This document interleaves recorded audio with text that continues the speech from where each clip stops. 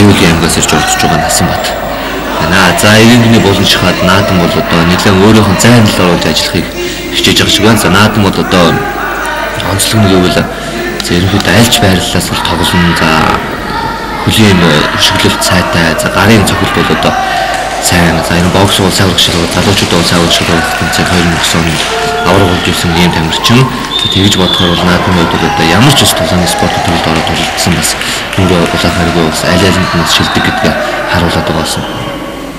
Ийм тамирчин байгаа. За биеийн хувьд бол одоо нэлээдгүй өндөр бас мэрэгчлэнүүдийн хувьд бол нэлээдгүй сүлжгэрээдтэй ийм тамирчин байгаа гэж бол ярьдаг. За энэ тулааны спортын юм бол одоо бие чац өндөр. За дээрээс нь одоо мөч урттай байвал одоо бас нэлээдгүй амжилт үзүүлэх боломж нь бол одоо өндөр байдаг. За тийм учраас бол наадмын бол спортын мэрэгчлэнүүд болсон нэлээдгүй өндөр амжилтыг үзүүлэх тамирчдын нэгт зүй усаар тооцдог байгаа.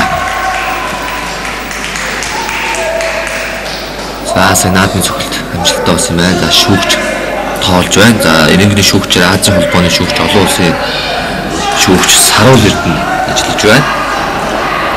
За кикбокс улсын авраг шалгуулах тэмцээнд бол 23 байгууллагын 278 тамирчин өрсөлдөж байгаа. За энэ жилийн хувьд онцлог нэг бол кикбокс, дан ганц кикбоксийн төрөл биш. Дээрээс нь мутай бокс нэмэгдэж орж байгаагаа ихээхэн бас сонирхолтой болж байгаа. За Тайландын үндэсний спортын нэг бол мутай бол одоо дэлхийн дахинд жигдхэн өндөр хөгжиж байгаа. За дэлхийн авраг шалгуулалт тэмцээн болон бусад дэлхийн цомын тэмцээнүүд зөвхөн болсон учраас яалтчгүй энэ төрөлд улсын аваргууд тодруулж за тэр тамирчид маань төв дэлхийн олон улсын тэмцээнд сэргүүнэлэн оролцох хэрэгтэй болох учиртай. За яхаар улсын авраг шалгуулалт тэмцээн гэдэг бол тухайн оны бас Монгол улсын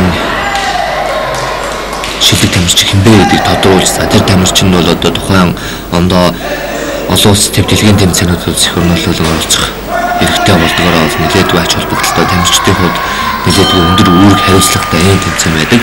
За 1-р раундын цаг дуслаа. За 1-р раунд бол хоёр тамирчин болоо ерөөд нэгнийгээ тандсан туршсан тийм тоглолтууд үзүүллээ. Гэхдээ бол наадмын хувьд бас нэлээдгүй бас олон улсын тэмцээний туршлага байна. За оролцсон тэмцээнүүдийн туршлага арай илүү бас санаачлагыг гартаа авч төлөвлөж байна даа гэдэг байдал харагдаж байна эндээс бол. За одоо шахаад яг өөр зайн даруулаад за хүлээ одоо техникийг бол одоо манайд үзэгчд бол харж байгаа. За наадмын альж байрлалаас хөлийн техникээр өрсөлдөгч байгаа одоо хаанч одоо зохиж унгаах тийм боломжтой эрсэгтэй ийм шалтгаануудыг бол хийж байна.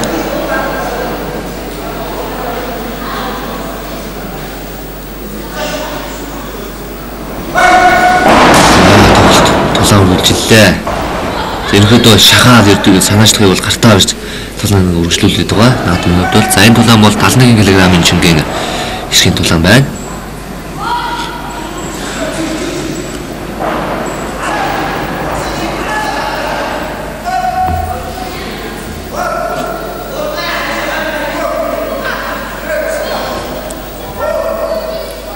За одоо хоёр дахь тоолууллаа.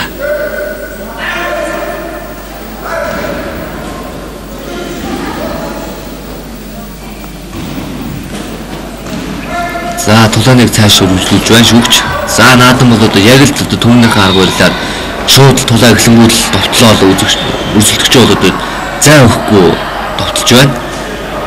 За аргагүй бас олон улсын тэмцээнүүдэд бас олон оролцсон тэмцээн уралдаанд бол олон улсын тэмцээнүүд ихэх оролцсон за туршлагаар бол одоо үнэхээр илүү байна л да. Наадмын үед бол за тэр тусмаа 2009 онд бол Тайланд улсад бас олон сарын бэлтгэл хийсэн за өмнөх тэмцээнүүдэд оролцож байснаасаа илүү сайжирсан байна гэж бол одоо манай шүүгчид бас дасгалжуулагчид бол ярьж байсан.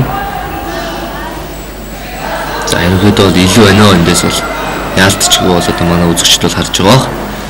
Кикбокс бол одоо дан ганц гарын цохилт дан ганц хөлийн цохилт биш. Аль аль нь бол тэгш 50-50% байх хэрэгтэй гэдэг зарчмаар бол одоо дүнэндээ үйлчилдэг. За тийм учраас бас тухайн тамирчин маань гар хөлийн цохилтуудыг бас яг хоёулынгийн тэнцвүүхэн хийж байж бас оноо нэмэгдэх за ялтыг бас өөрийн талд эргүүлэх учиртай.